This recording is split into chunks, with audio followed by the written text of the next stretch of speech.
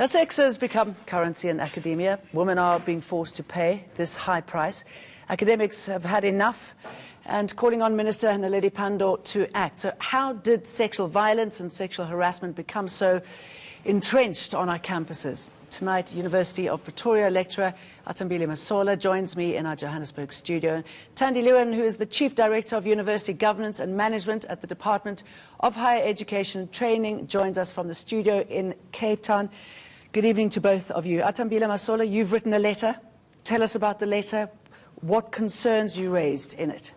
So the letter came off the Checkpoint episode that aired last week here on ENCA.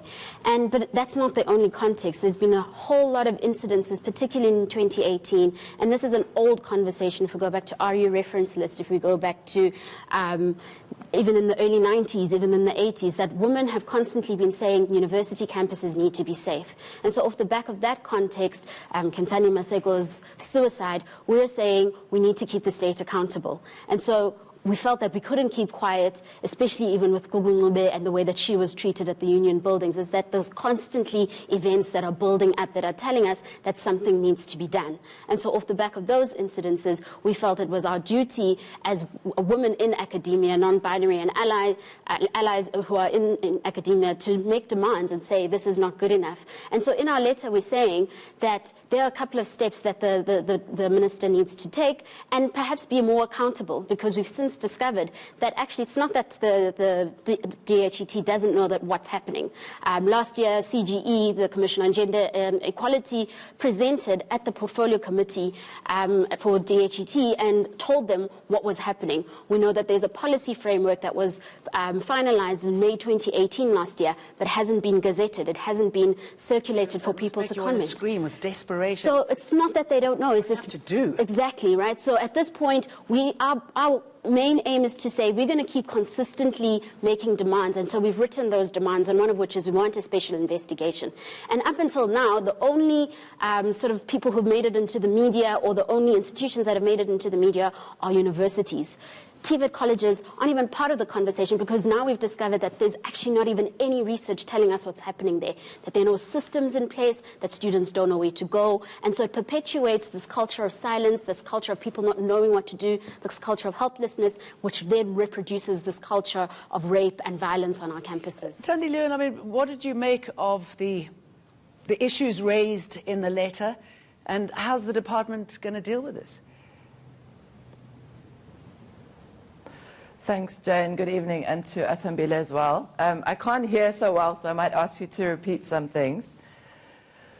We welcome the letter as the department. It raises really critical issues that are facing universities at the moment, and I think that some of the points of the letters are things that we need to consider very seriously. You know, universities can never be gender equitable if sexual harassment is thriving. Universities are workplaces, but they're also a very special type of institution. There are, in a way, many opportunities for exploitation, particularly when there are relationships between staff and students. And I think that this is an area where we need to do more. We really welcome the ideas that have been put down in the set of demands that have been given to us. And we are working on a response with the minister. There are quite a few things that will be addressed with the policy framework that Atambile mentioned. There's quite a lot of work that has been done, and I think she's right to say that the reporting and the accountability frameworks need to be strengthened. What we are really concerned about, and we have, in developing the policy framework, have learned that there are universities where the sexual harassment policies are either not there or not strong enough. And we think that there's a huge amount of work that needs to be done in that area. That doesn't need to wait for the policy framework. Some of that work is ongoing and needs to be speeded up. We are more than willing and in fact here, because I mean, you really feel that it's reached a point now where this has to be addressed. I mean, it's not a surprise to anybody how bad it is. Maybe the extent of it is a surprise, and as you say, we don't really know. But I mean, do you feel that there is the appetite for change to happen now? I do. I think there is the appetite. I think that But I think that we do have to do more work, and I think that we have to hold institutions more accountable. And those processes are underway. I don't think it's a big surprise. I think that sexual harassment is endemic in our society. It's endemic in our relationships. Gender equity is a real problem. Gender-based violence in South Africa we're one of the most violent societies in the world.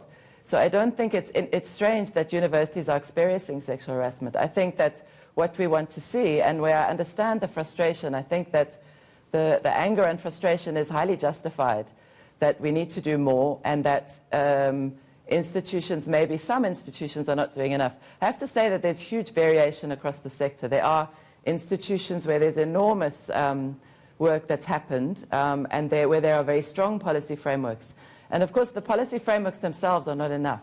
We have to put in place the support structures that support that policy. And because if nobody understands the policy, if people let me don't just know... bring Atambile here. I mean, the problem with anything like this, it starts from a very young age, doesn't it? I mean, so often you get a lot of people who conflicted anyway by the time that they've got there. I mean, how do we put a stop to that? Who are the perpetrators and most of the victims here?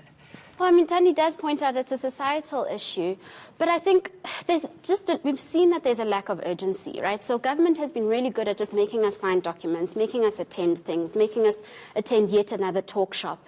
And I think the time for that is over. They've got all the information. They know exactly what's happening. We know that... we're seeing abuse, we're seeing sexual favours for marks. It's been happening for years and years and years. I remember when I was a student writing an op-ed about Walter Sisulu University sex for marks scandal. That was 10 years ago. So this is not anything new, and I'm just surprised, and it's not good enough to simply say we understand the frustration.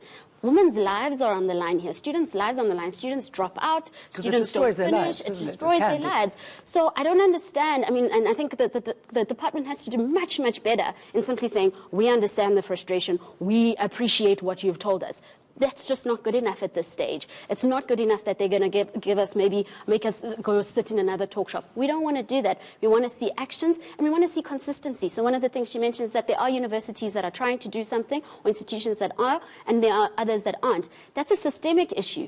That means that something that DHET hasn't done to support the universities that aren't is that who are these universities accountable to if they're not accountable to the state, and if they're not accountable to us. So it's just simply not good enough to say we understand the frustration. We've heard that rhetoric so many times. Okay, so Tandi, I mean, obviously more action is needed, and I'm just wondering what sort of impact this lack of action has on transformation.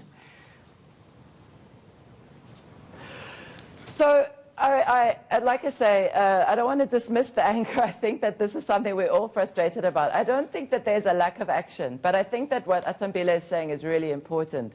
We need much more coordinated and concerted effort. And I want to maybe talk a bit about what we can do as a department, and I think that we will respond. I think that there's some really solid ideas in the proposals that we've been given. We have to work with institutions, and we need to ensure that the institutions where the policies are not adequate and the support systems are not adequate, because as I say, you can't put in place a policy and not have the systems and the processes and the referrals and all of that in place. So we're very willing to work with the sector, and this is in a sense a push to action.